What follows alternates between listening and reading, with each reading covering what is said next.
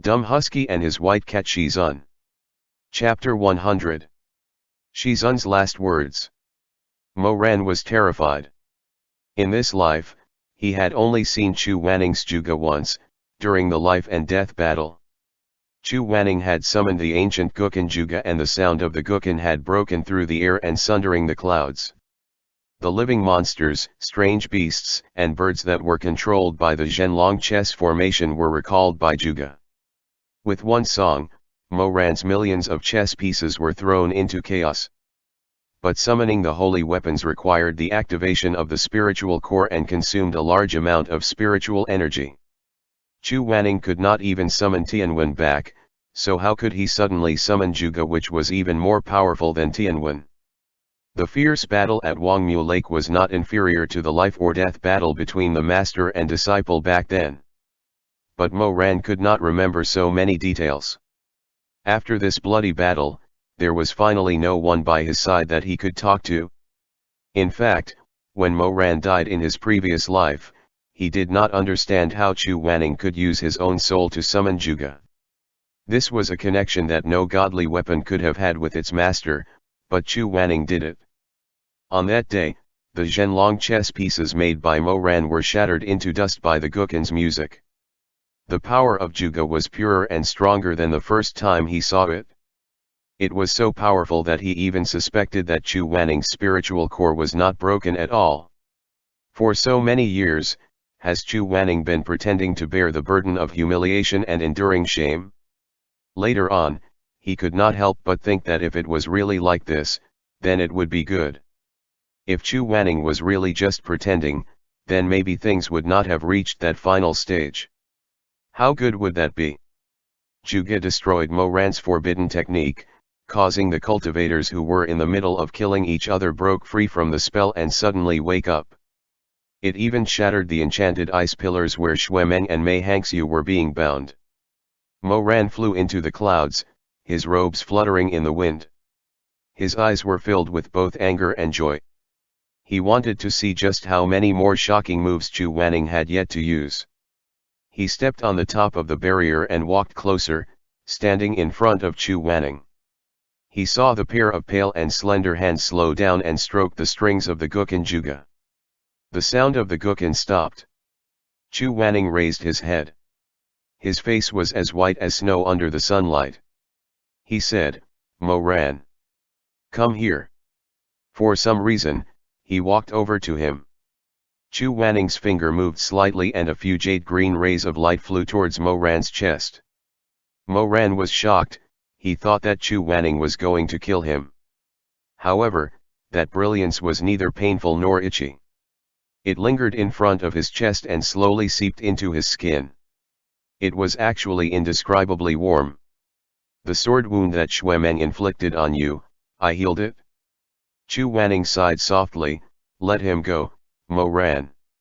If he is no longer here and if you want to find someone to talk about the past with, who can you find?" Before Mo Ran could understand what he meant, the powerful barrier beneath his feet suddenly disappeared. Along with it, the Gukin Juga that Chu Wanning had summoned also disappeared. When he immediately raised his hand, Mo Ran thought he was summoning his sword, as only then would he be able to stand amongst the clouds. However, Chu Wanning fell down like a fallen leaf, as if that song just now had used up the last of his strength. "Wanning." His expression suddenly changed.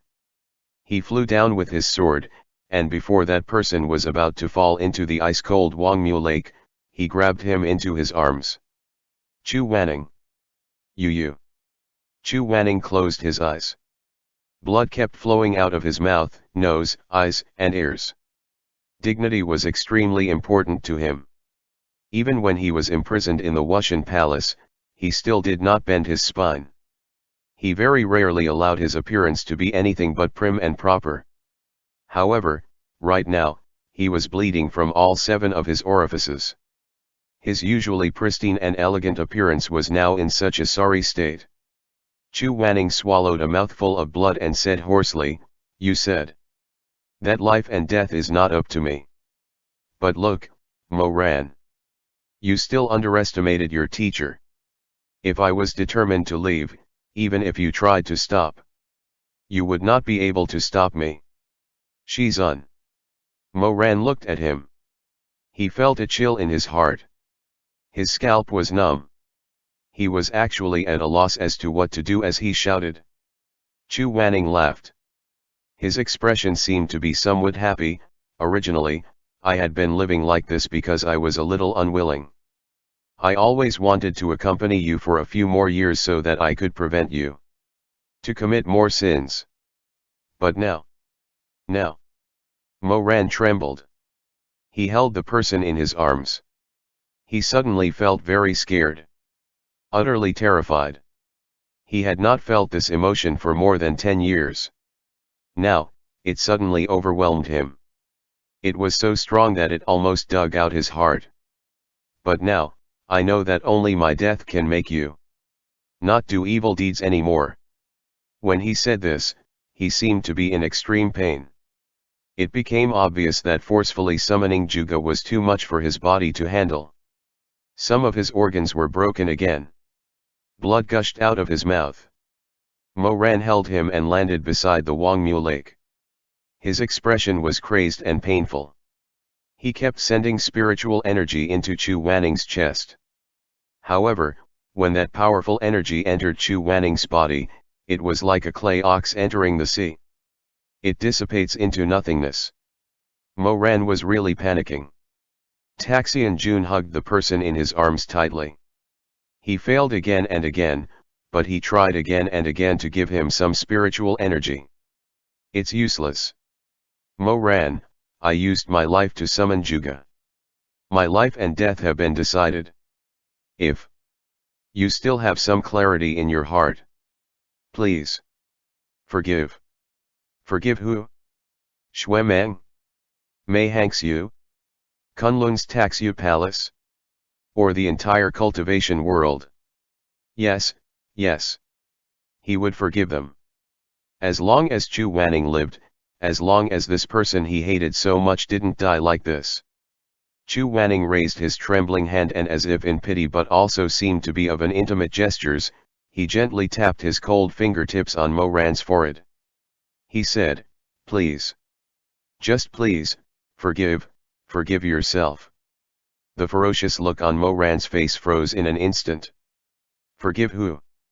Who was he worrying over as he himself was about to die? Forgive yourself. Was that what he said? Emperor Taxian Jun hugged him. He seemed to be at a loss. He seemed to be happy. He seemed to be in great pain.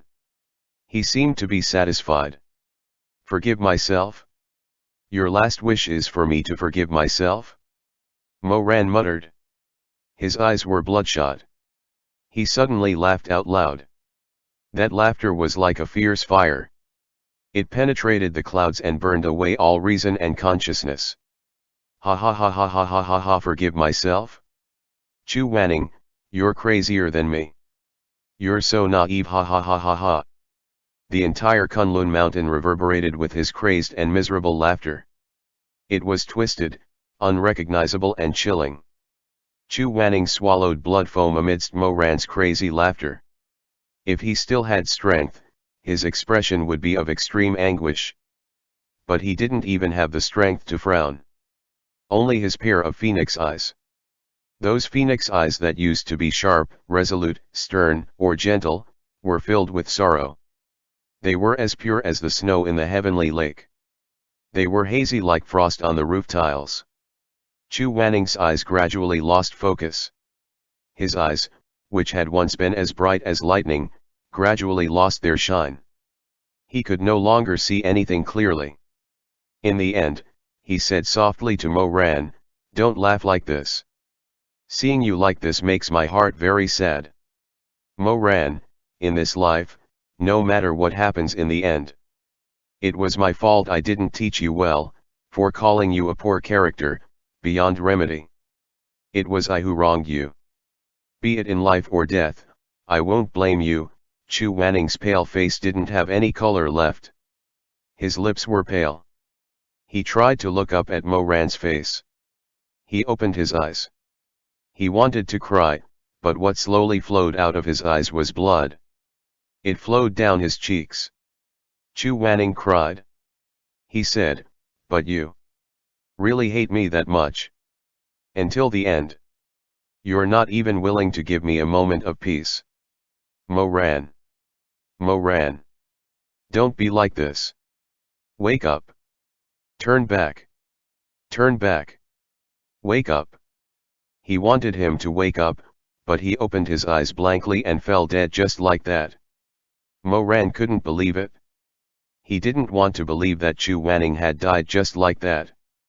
A grand master of a generation, a high and lofty individual that everyone looked up to. His very own teacher, the person he hated so much, had died just like that. Lying in his arms, beside the blood-soaked Wangmu Lake. As he grew cold bit by bit, just how frost and snow condensed into ice. Chu Wanning's face was covered with blood. Mo-ran lowered his head and looked at him for a while. He raised his sleeves and tried to wipe the face clean. But there was too much blood. The more he wiped, the dirtier that originally pristine and spotless face became. Mo-ran pursed his lips and wiped them with all his might. But what he got was a face mottled with blood. His facial features couldn't be seen clearly anymore. He finally stopped laughing. He closed his eyes and said softly, "This time you've won, Chu Wanning. I can't stop you from dying." After a pause, he opened his eyes again. They seemed dark and cold, but they burned with the fire of the abyss. He continued, "But you underestimated me too much. If you don't want to live, I can't stop you. But if I don't want you to die, you can't stop me either." Mo-ran didn't announce Chu Wanning's death. He brought him back to Shisheng Peak. At that time, Mo-ran was already extremely powerful. He could guarantee that the corpse would never decay. He placed Chu Wanning's body in the Red Lotus Pavilion. He forced Chu Wanning to live like this. It was too difficult for him to admit that he killed the last person in the world who cared about him. As long as Chu Wanning's body didn't turn into ash, as long as he could still see him every day, he could pretend that Chu Wanning was not dead. His crazy hatred, his twisted love, there was still a somewhere he could vent them, a place where he could entrust these feelings. The emperor of the cultivation world had finally gone completely mad. After Chu Wanning left, he would go to the Red Lotus Pavilion every day to see his body. In the beginning, his eyes would flash with a vicious light as he cursed in front of the body, saying, "Chu Wanning, you deserve it. You saved wood everyone in this world, but not me. You hypocrite. What kind of master are you? I was blind to take you as my master. You bastard." Later, he would ask every day, "Why did you sleep for so long? When are you going to wake up? I've already forgiven Shui Meng. Have you sleep enough already? Get up." Every time he said such things, the servants by his side would thought that he had lost his mind, that he has gone mad. His empress consort, Song Kaiyutong, also thought that he had gone mad. The prospect scared her a lot. So, after a rare occasion when Mo-ran called her for a night of intimacy, she said to him, "Your Majesty, the dead can't come back to life. This one knows you're sad, but you're... Who's sad?" Song Kaiyutong was very good at reading people's expressions. These years, she was very careful around Mo-ran. Seeing his unkind expression, she immediately shut up and lowered her eyes. This one misspoke. Don't. Mo-ran did not let her go easily this time. He narrowed his eyes. You spat out the words already, don't just swallow them again. Go on. Tell me, who's sad? Your Majesty. Mo-ran's black eyes were filled with thunder. He suddenly sat up and grabbed Kaiyutong by her slender neck. He picked up the woman who he had just been intimate with by a hand and threw her off the bed. His face twisted into that of a vicious face of a beast, looking very dangerous. What do you mean by the dead can't come back to life? Who's dead? Who's going to come back to life? Mo-ran gritted his teeth. No one died, no one has to come back to life, and no one is sad. Song Kayutong's lips trembled. She wanted to struggle, but just as she uttered the words, Red Lotus Pavilion, Mo Ran's eyes turned red. He got completely furious. Chu Wanning is just unconscious in the Red Lotus Pavilion. What are you trying to say? What are you trying to tell me? Bitch. Song Kayutong saw that Mo Ran had lost control of his anger. Her heart trembled. She did not know what outrageous thing he would do if this continued. She threw caution to the wind and raised her voice. Your Majesty, the one lying in the Red Lotus Pavilion is a dead person. Your Majesty spent your days there, so how can this one not be worried? She phrased the words cleverly in order to not let Mo Ran blame her. She even tried to make as if he was speaking out of concern for Mo Ran instead of her selfish desires. Mo Ran stared at her. His breathing gradually stabilized. It seemed that he had more or less listened to her as he no longer raged at her. After a while, he said, I've made you worry. Song Kayutong let out a sigh of relief. For your Majesty's well-being, this one can disregard life and death. Your Majesty is very affectionate, but your Majesty shouldn't be so depressed. Then how do you think this venerable one should be? This one only said too much for your Majesty's sake. This one is of opinion that Chu, Grand Master Chu, should be buried. He's no longer here. If his body is to stay to like this, it will only make your Majesty feel more pain. What else? You haven't said everything, right? Go on, say it all today. Song Kayutong saw that his expression was gradually relaxing. She felt slightly more relieved. She lowered her half-closed eyes and slightly tilted her head.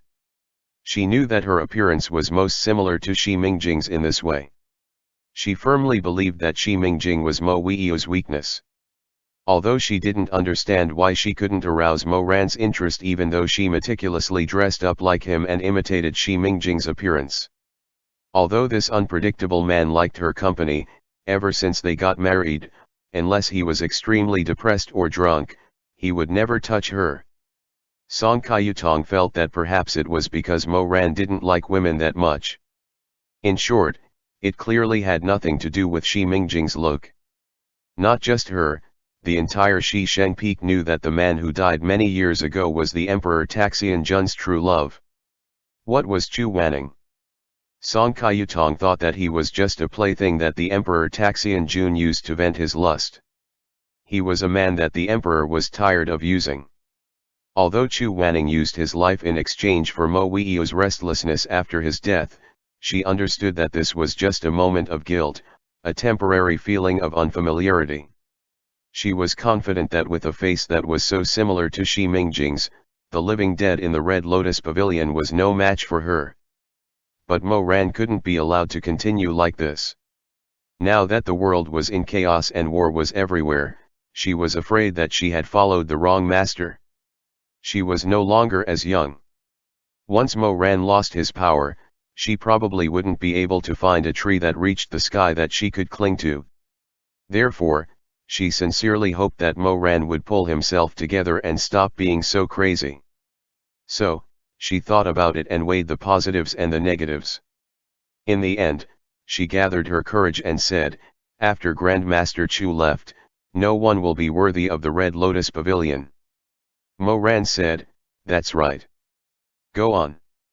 This one think that since it's like this, your Majesty will only recall the sad memories if you go to that pavilion. So, why don't you? Why don't you? Mo Ran narrowed his eyes. Why don't you seal the Red Lotus Pavilion? A pavilion solely for one master, that's a good tale. End chapter. Dumb Husky and his white cat Shizun. Chapter 101. Shizun, the last flame in this world. Mo Ran did not speak, and after a long time, smiled brightly. A pavilion solely for one master is a great tale, huh? What a great story. His bare and shapely feet trod on the cold stone surface, the vein on top of them protruding as he stopped in front of Song Kayutong. Mo Ran then lifted a foot, nudged Song Kayutong's chin with the tip of his toes and makes her look up at himself. You've been holding these words in your heart for a long time, haven't you? He looked at her frightened face and smiled. Empress Song, there are many things in the past that I have not yet asked you about. Since you have been generous in imparting heartfelt words to me today, why don't we discuss everything at length? Come, let us talk. Let's start with the recent events. On the day I went to Taxu Palace, I locked Chu Wanning in the sleeping chambers, so tell me, how did he ended up on Kunlun Mountain? Just who unlocked the doors and allowed him to come after me? Song Kayutong's body shuddered and answered, I don't know. She was so eager to explain herself that she even forgot and referred to herself as I instead of this one. Mo Ran then smiled, and said, well, if you don't know this, then I'll ask you the next one. That year when I made you the Empress consort and left Shisheng Peak in your care, and later I had to go to the Yinshan Mountains. When I left, Chu Wanning was in the water prison to reflect for disobedience. When he mentioned this, Song Kayutong's face could not help but turn blue and her lips shivered. Using the excuse of inspecting the prison, you took the opportunity to visit him only to be treated with contempt by him. Yes, yes. Song Kayutong said eagerly. But your majesty, Aran, I told you all about this back then. Master Chu, he told me to get out of the water prison in such a reproachful manner. He not only scolded me, but also insulted his majesty as well. I was so angry. This venerable one, no. Mo Ran smiled faintly. You could hold back your anger, but Chu Wanning had committed a grave crime and his punishment couldn't just be increased by anyone without this venerable one's explicit permission. So you carried out small punishment by having his 10 nails pulled out and stinging thorns inserted into each of his fingertips. Song Kayutong with frightened eyes, argued, Your Majesty, when you returned, you complimented me on my good work. Mo Ran smiles, oh, really? You said that unruly people should be treated like this. At that time, you even told this one that the punishment was a little lighter. That in the future, if he speaks rudely again, to break his fingers. The more she spoke, the softer her voice became, and finally, looking at Mo Ran's terrifying smile, she collapsed to the ground with tears in her eyes. Aran. Mo Ran sighed softly as he laughed. Kayutong, so many days have passed. This venerable no longer remember what was said and what was not said back then. The woman's body shook violently at the words, as she had already guessed what Mo Ran's intention by that time. Lately, this venerable one has been having dream.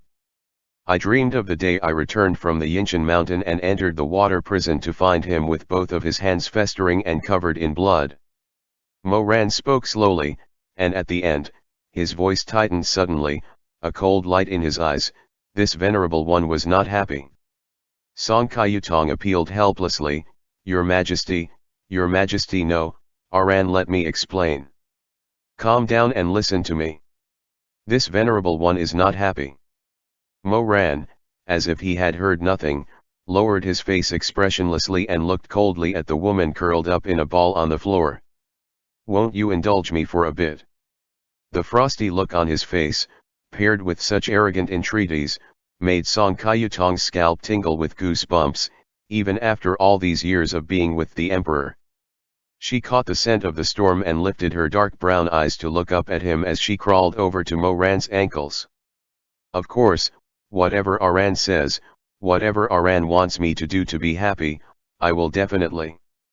Mo Ran leaned down, pinched her chin and lifted her face. He smiled and looks adorably innocent.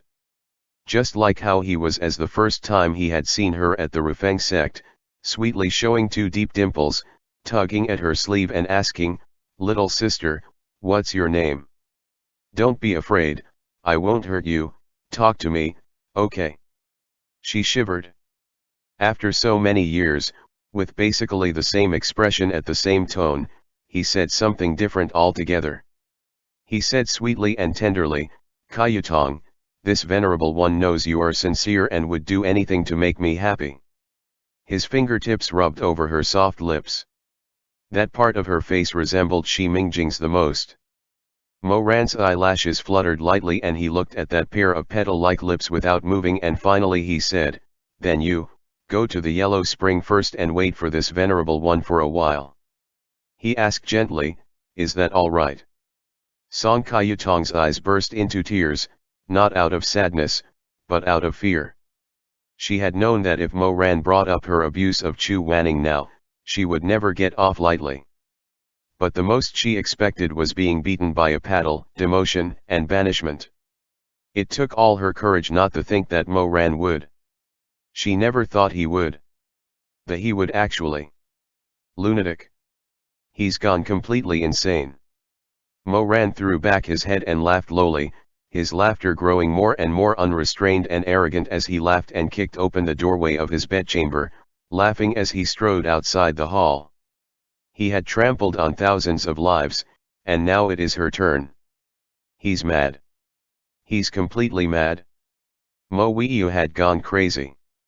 Song Kayutong collapsed to her knees on the cold stones and gold tiles. The fires of hell was already burning even before the passions of intimacy had dissipated. With her mouth open and her head tilted back, she struggled to see the light of day spilling in from outside the hall. It was the break of dawn and the sky was colored blood red. It stained her eyes red. She heard Mo Ran called distantly, casually, as if ordering what should be served for today's evening meal. "Guard, drag the Empress consort out." "Your Majesty," was the panicked response of the attending court members outside, "Your Majesty, this." "Then throw her in the cauldron and fry her alive." Song Kayutong was suddenly unable to hear anything, as if she had sunk into the ocean, unable to hear anything at all. Fry her alive, fry her alive. It would be hilarious. Cooked alive, must be painful, ha ha ha ha ha ha. Mo Ran walked further and further away, and only the sound of his laughter and shouting could be heard like the vulture, circling the top of Shisheng Peak for a long time. The rising sun trailed his shadow, a solitary trail that blotted the ground as he walked slowly. However, it seems that beside him stood two faint figures, one of a young man and the other a tall and dignified man in white. Later, one of the shadows disappeared, leaving only the man in white with him. As he walked further back, the man in white also disappeared into the golden morning sun. The rising sun, which is pure and holy, takes away the equally pure and holy shadow, leaving Mo Ran alone to sink in hell, in a sea of blood, amongst malevolent spirits and demons. Mo Ran was left alone. The more he walked, the lonelier and colder he became. He walked until he felt as if he had died, that he was already dead. Becoming crazier and crazier the further he go on. Mo Ran remembers that in the last year before he killed himself, he would sometimes look into the bronze mirror and could not recognize what kind of monster was reflected in it. He even remembers the night before he died, sitting in the bamboo hall of the Red Lotus Pavilion, accompanied only by an old eunuch. He then asked the old eunuch, speaking lazily, "Lu Gong, tell this venerable one, what kind of a man this venerable one was originally." Before the other man could reply, he looked at his reflection in the pool of water and continued as if speaking to himself. "When this venerable one was young, it seemed that I had never wore my hair this way, this kind of beaded diadem, I wouldn't have fancied them. What do you think?" Lu Gong then replied with a sigh, "Your Majesty is right, this diadem and hairstyle were all recommended by Empress Song after you ascended the throne." "Oh, you mean Song Kayutong?" Mo Ran snorted and tilted his head back to take a sip of pear blossom white, "So I was even at her beck and call then." Perhaps since his days are numbered and there was no need to be afraid of unintentionally enraging the emperor's wrath, which could get his head served on a silver platter if he spoke truthfully, Lu Gong said, "Yes, when His Majesty first ascended to the throne, Empress Song was extremely favored, and for a period of time, whatever the Empress said, His Majesty did." "Have your Majesty forgot?" "Forgot?" laughed Mo Ran, "No, I didn't. How could I forget? After she married Song Kayutong, someone informed her that His Majesty favored her only because she looked like the late Shi Mingjing. She was a clever person, so she inquired and studied about Shi Mei. She copied his behavior and imitated his mannerism in their daily life as husband and wife, making it seem as if his old dead friend had returned to him. How can he possibly forget? Mo Ran laughed mockingly and suddenly took off the diadem. Without even looking, he threw it into the water, startling a group of koi fish, shaking the figure in the lake and making it more and more distorted and hideous. In this hideousness, he shook his hair out of the braid and let it hang down, leaning sideways on the edge of the lake, letting the shimmering water reflect his face in a shadowy way. All right, the crown is lost and the hair's down. Lu Gong, help me think of something else that is missing for this venerable one to return to the way it was before this venerable one ascended the throne. This. It's a hair tie, isn't it? Mo Ran looked at his reflection and said, the blue hair tie commonly worn by a disciple of Shi Shangpeik. Do they still have them in the palace? Yes, His Majesty. He had asked them to be put away when His Majesty took off the disciple's uniform of Shi Shangpeik on his first year on the throne. If your Majesty wants it, this humble one will go and get it for you. Excellent, go ahead and fetch all of them, not just the hair tie. Lu Gong returned with a pile of old clothes in his hand. Mo Ran sat up, as his fingertips touched the texture of cotton and linen, the past came tumbling up, like dead leaves falling on a heart full of holes. On the spur of the moment, he picked up an outer robe and tried to put it on. But the clothes he had as a young man were already too small, and no matter how much he fiddled with them, he could never put them back on. He got enraged. Why doesn't it fit? Why can't I go back? He paced like a trapped beast circling in a cage. There was frantic look on his face and a horrifyingly glint in his bright eyes. Does these clothes belong to this venerable one? Maybe you've taken someone else's by mistake. If these were this venerable one's clothes, why won't they fit? Why won't they fit? The old eunuch was already used to seeing his master's bouts of madness.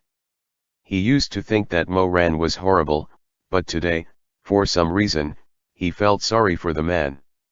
He was not looking for the clothes, he was looking for the self that would never come back. Your Majesty. The old man sighed quietly, please put it down. Your Majesty are no longer that young man of the past. Mo Ran, who was in the midst of a heated rage, turned back viciously at the words and stared at the old man's withered face, but it was as if he was choking, unable to say anything, except to breathe harshly with the rim of his eyes turning red. Only after a long while did he said, I'm not. You're not. There's no going back. There's no going back. For the first time in a long while, the 32-year-old man's face was dazed and confused in a way that only a child can be, his eyes closed and the knot in his throat twitched. The old eunuch standing next to him thought that when he opened his eyes, he would start to snarl and open his fangs in a violent manner to tear everything in front of him. But when Mo Ran opened his eyes again, they were a little moist. Perhaps it was such wetness that quenched the blazing fire in his heart. Mo Ran opened his mouth, his voice was hoarse and tired, I see, there's no going back. I can't go back. He dropped his robe with infinite weariness and sat down at the stone table, burying his face in his palms. After a long time, he said, then, I'll just tie my hair up. What is it that your Majesty want? This venerable one don't want to be alone when I die. Mo Ran said this without lowering his palms, making his expression indiscernible, I just want to change my clothes and feel that I have the company of my old friends.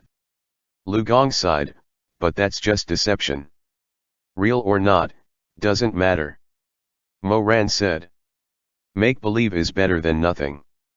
He pulled his long hair up and wound the hair tie around it once or twice. From the pile of old clothes, he picked up a guan with faded edges, which he wanted to fasten to the side of his hair as he had done when he was a young man, but then he looked at his reflection in the water and stopped. Which side did he use to wear this again? Was it left, or right? It's been so long since he used this guan that his memory has become so fuzzy. Moran closed his eyes and said, Lu Gong, do you know how I wore my hair back then? To answer your majesty, this humble one only came to serve in the palace in the 2nd year after your ascension to the throne, and this humble one did not know. Moran said, but I can't remember, I want someone to tell me. Where can I find someone who can tell me? Moran murmured, who can tell me what I looked like in the first place? Old Lu let out a long sigh but could not name anyone. Moran actually knew in his heart that this old man had no answer to give him, so he took the guan and tried to put it on in doubt to the left, then to right and finally snapped it on the left. It seems that way. Moran said, I'll go and ask him. He then walked towards the inner part of the pavilion, to the side of the red lotus pond where Chu Wanning's corpse lay, looking no different than if he had just fallen asleep. Moran sat down on the ground, propped his cheeks on one hand and said, Shizun. The breeze sends the fragrance of lotus blossoms. He looked at the man whose eyes were closed, laying amongst the red blossoms with intoxicating scent. He suddenly felt that he has a lot to wanted to say but he doesn't know where to start. When it came to Chu Wanning, he seemed to have a full range of emotions but they were so mixed up sweet, sour, bitter, and even spicy feelings. He couldn't even tell if he hated him more or cared for him more. He really didn't know what to do with him. He once told himself that he only kept Chu Wanning with him only vent his hatred and to satisfy his selfish desires, but when Chu Wanning died, he still kept his corpse that he could no longer entwine with. A grave had already been set up but he couldn't bear to bury him. What is the use of actually keeping this cold, immobile corpse whom he cannot even talk with anymore? He was as unsure as he could be. They've already gone through so much and that little bit of clarity at the beginning has been completely drowned out. When Chu Wanning was alive, the two of them rarely spent any time together in peace. Now that Chu Wanning is dead, there is a cruel gentleness between the dead and the living. Moran used to visit him frequently, carrying a pot of pear blossom white, just simply looking at him and not saying much. At this moment, with the army besieging the mountain, he knew that his life was coming to an end, and that Chu Wanning's body was the only one who could be with him at the end of his life. Moran suddenly wanted to have a good chat with this cold corpse, but Chu Wanning was already dead, unable to resist or scold him. He has no choice but to listen to whatever Moran said. But when he opened his mouth, a lump got lodged in his throat. At the end of it, only one sentence was uttered. Shizun, please pay attention to me. End chapter.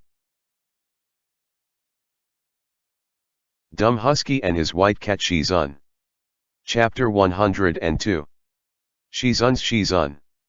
Shizun, please to pay attention to me. These were the first words Moran spoke when they first met at the front of sky-reaching pagoda. At that moment, Chu Wanning's eyes were closed but when Moran called to him, he lifted the curtain of his eyelashes. These were also the last words Moran spoke when he parted with him at the Red Lotus Pavilion. At that time, Chu Wanning's eyes were closed. Moran called to him, but he never looked up again. The words that drifted from the sky-reaching pagoda to Red Lotus Pavilion has finally settled. Hatred or love have all gone cold after all these years that passed by. Moran finished his last jar of pear blossom wine and walked down from the southern peaks to Shisheng Peak, into the afterglow of his own doom. The next day, the rebel army stormed Wushan Palace, only to find that Taxian Jun, who had plagued the world for the past 10 years, dead at the age of 32. Now, 2 lifetimes have passed. Moran opened his eyes. It seemed he had spent the night under the Haitang tree in front of the sky-reaching pagoda and woke up in a daze, not knowing what was going to happen. He just subconsciously mumbled, Shizun, please pay attention to me. Then it occurred to him that Chu Wanning is no longer there in this life. He used to have hard times in his previous life and Chu Wanning was the one person who was with him until the end. In this life, he doesn't want to be a villain anymore, but Chu Wanning was no longer there to witness it. Perhaps the gods were not willing to forgive him, or perhaps it was his fate. Chu Wanning was disgusted with him in the previous life and therefore became the first to leave this time. Mo Ran put his arms over his eyelids and fought back a small lump in his throat. He heard Xue Zhenjiang's anxious shouts from afar. His uncle was looking for him. His uncle was shouting, "Ran Air! Where are you, Ran Air?" Shi Mei was also calling out to him, "Ran, where are you? Ran Air, come back and stay with Yu Heng. Don't do anything stupid, Ran Air.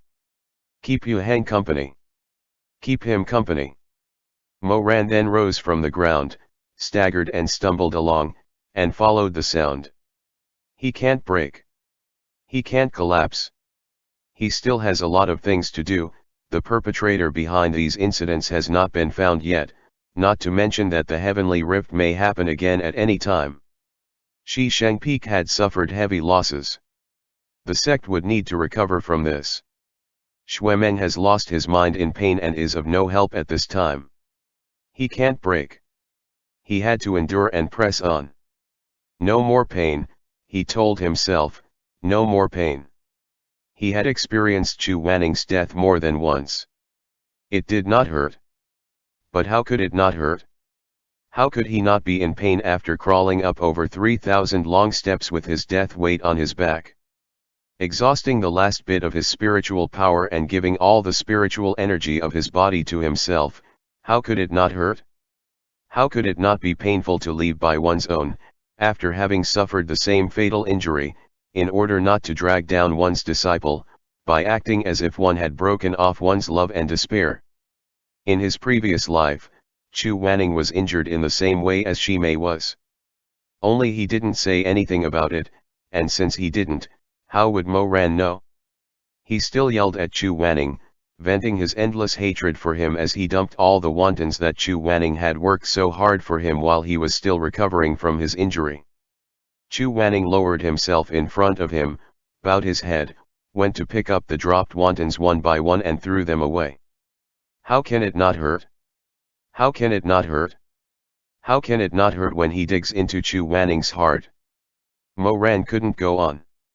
He had to stop and stay where he was for a long while and tried to calm himself down. He was shaking and trembling all over. It hurts. He buried his face in his palm and bit his lip, swallowing his sobs along with the blood he had drawn from his lips. It took a long time before he managed to calm himself down. He raised his head, his eyes red, then took a deep breath and slowly, walked down the endless steps. He cannot break. Uncle. Ran Air, where have you been? You're killing me. If anything happens to you, I'll never be able to face Yu Heng. I apologize.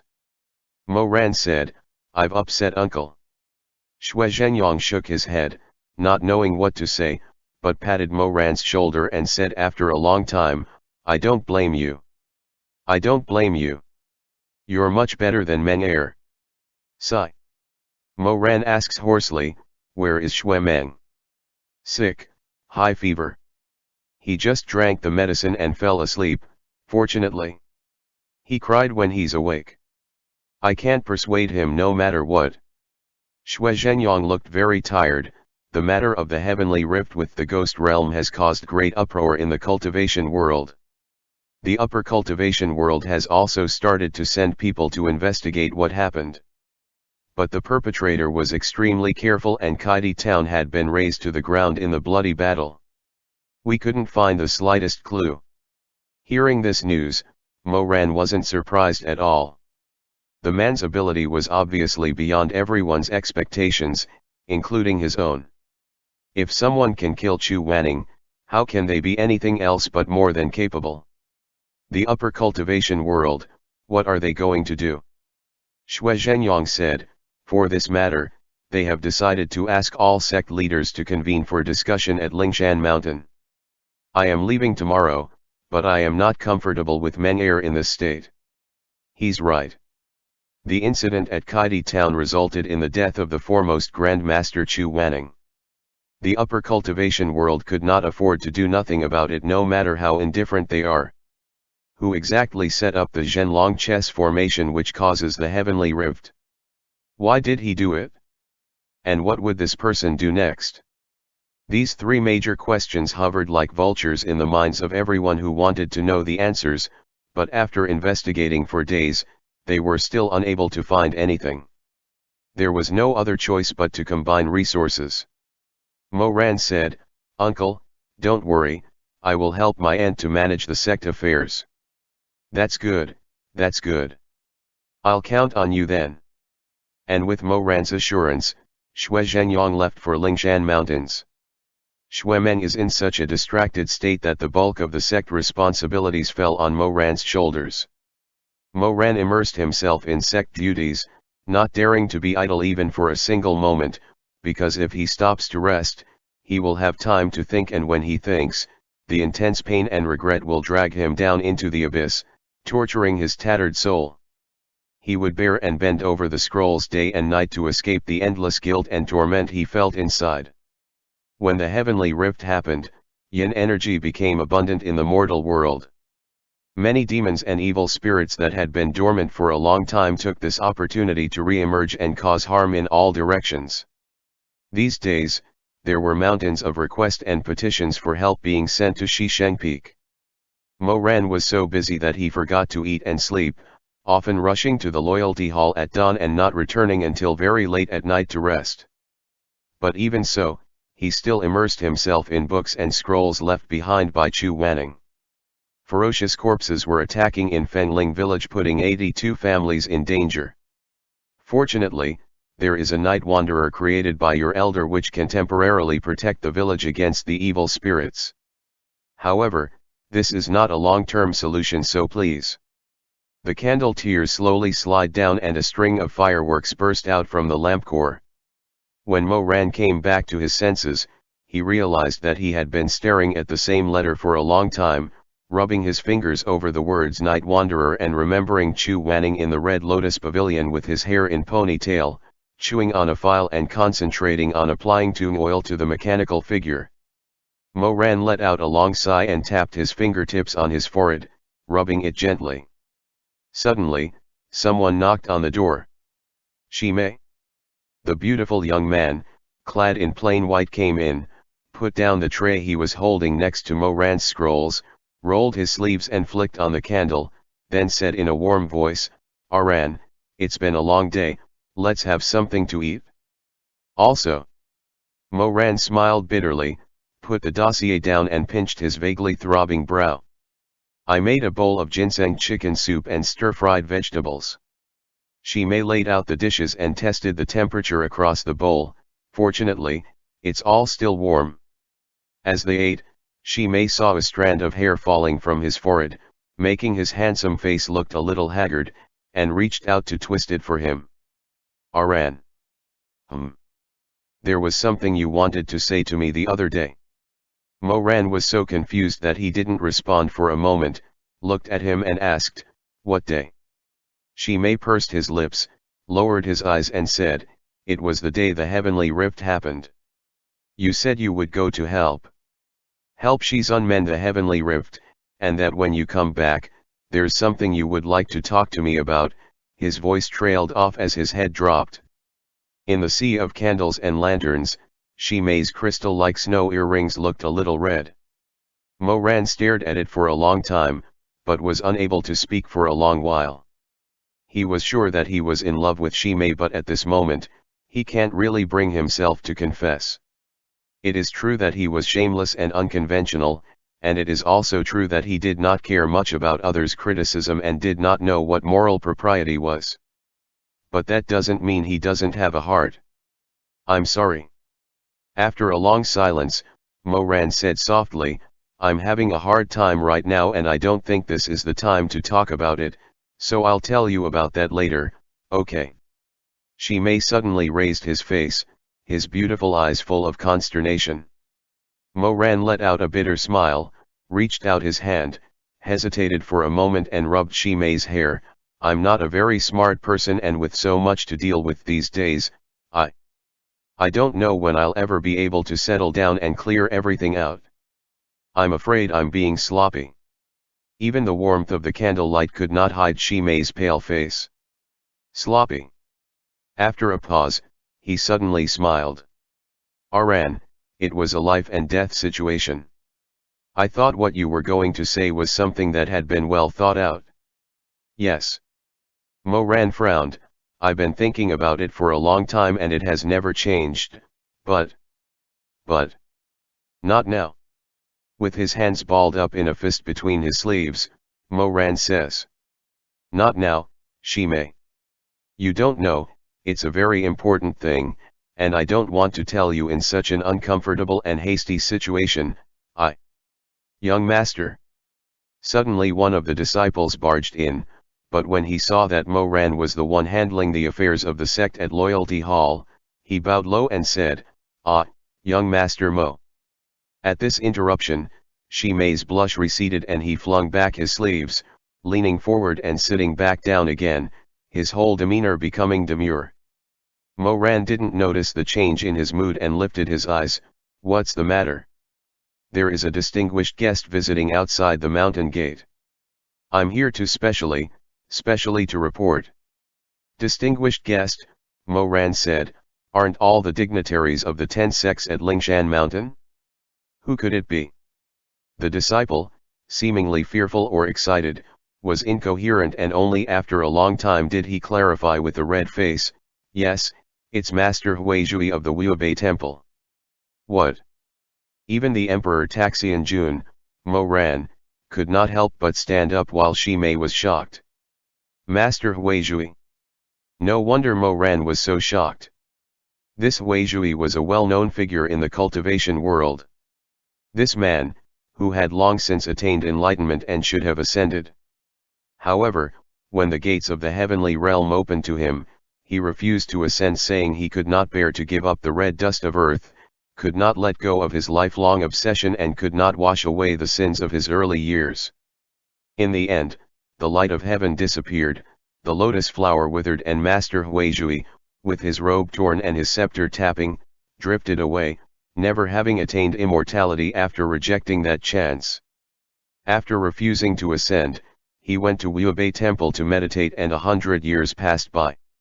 100 years later, the cultivation world has only ever heard of him, but not seen him. There are only a handful of seniors in the cultivation world who have actually laid eyes on him. In his last life, Moran turned the world upside down, but he never got the chance to meet Master Huizhui. The year before Moran became the emperor of the mortal realm, Master Huizhui passed away one rainy spring day and no one knows how long he had lived. Unexpectedly after his rebirth, Master Huizhui had come to visit him in the middle of the night. Countless thoughts flashed in his mind for a while, although he didn't know what he was going to do. But for a moment, Moran remembered those rumors about Master Huizhui. Huizhui. Huizhui. How could he have forgotten Master Huizhui? In his previous life, when Shimei was killed, he was so uneducated that he did not know that there was such a distinguished senior in the cultivation world. Only after he had ascended to the throne did he learn from his subordinates that there was a practitioner of one of the 3 forbidden arts, the technique of the door of time, space, life, and death. That practitioner was Master Huizhui. He immediately sent his subordinates to Wuobei Temple to ask this person to come and revive Shimei's soul. But when the men he sent returned, he was told that the master has passed away and he had missed his chance to bring Shimei back to life. But at this moment, this legendary figure is alive and well. How could he forget? How did he forget? Moran's heart trembled and his whole body shivered as he stood up abruptly, his eyes lit up with light and he said urgently, "Invite the master in." Before the disciple could say yes, Moran said again, "No, I'll go and meet him myself." Before he could take 2 steps though, he saw a flash of yellow shadow outside. The candle has not moved, the fire has not flickered. The wind hasn't picked up. No one had seen clearly, not even Moran with his eyesight, how he had entered, but a monk with a hat and old robes was already standing stolidly in Loyalty Hall. He was like a thunderbolt, appearing so suddenly right in front of Mo Ran, a little too close for comfort. I was disturbing the young master this late at night, so I don't dare to ask Master Mo to move on my behalf. Mo Ran and Shimei were startled by the sound of a low, gentle voice emanating from within the bamboo hat. This is not the voice of a 100-years-old man. The monk's eyes were bright, sharp but not compelling. They were calm and clear, as if the river and the sea were condensing light. You are. The monk folded his hands and bowed low. Amitabha Buddha, this poor monk is Huizhui. No one expected that Master Huizhui, who was at least 100 years old, would look younger than Shui Zhenyang, and for a moment everyone was dumbfounded. But Mo Ran is not stupid when it comes to cultivation. He thought of Huizhui as someone who had given up his ascension and stayed in the mortal world. Apart from the final step, he was no different from a god, so his heart eased a little. But he could not take his eyes off him. Huizhui did not wish to disturb anyone else, so only the three of them sat down at the loyalty hall. Mo Ran personally offered the master some hot tea, which Huizhui accepted with a low thank you, but did not drink it, just put it on a small rosewood table and then looked up slowly. He was very gentle and polite but did not beat around the bush and went straight to the point and said, "Master Mo, please forgive me for taking the liberty, but this poor monk has come today for an old friend." Mo Ran's heart pounded so fast he felt a giddy rush before his eyes, and his knuckles squeezed the corner of the case with such force that it almost crushed the table. As he stared into the face of Master Huizhui, the words from his past life came back to him in a snowstorm. It is said that there is only one person in the world who has ever successfully performed one of the three forbidden arts concerning rebirth, but rumors are rumors after all, and I don't know if they are true or not. Then where is Master Huizhui? No matter the cost, I will bring Shimei back to life.